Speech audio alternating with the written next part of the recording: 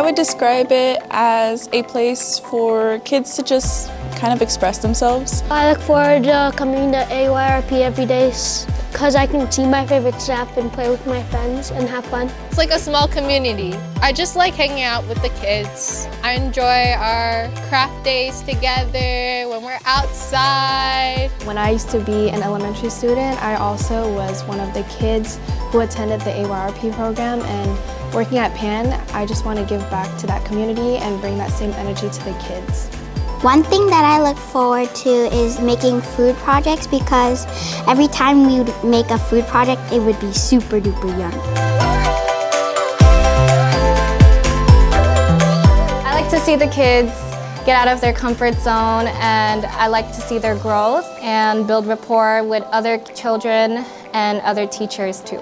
One goal I have while working for Panorama AYRP is that the kids have something to talk about with their parents or guardians when they go home. Every day when I come to AYRP, I look forward to playing with my younger friends who I can't play with during the school day.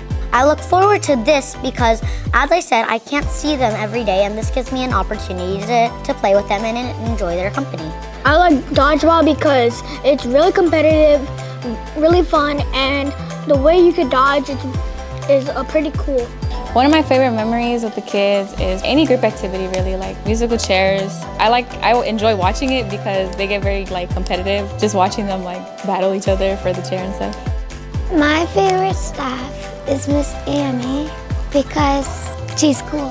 My favorite staff is Miss Venus because she's the first one I met when I've been here. My favorite staff's Swan because he's nice, he's chill, and he lets us play sports like basketball and soccer.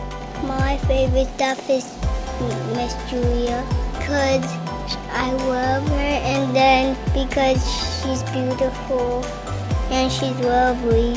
We have a lot of different activities that we do here, and it's away from school hours where kids can just explore their creativity, play games, and just bond more with staff and students.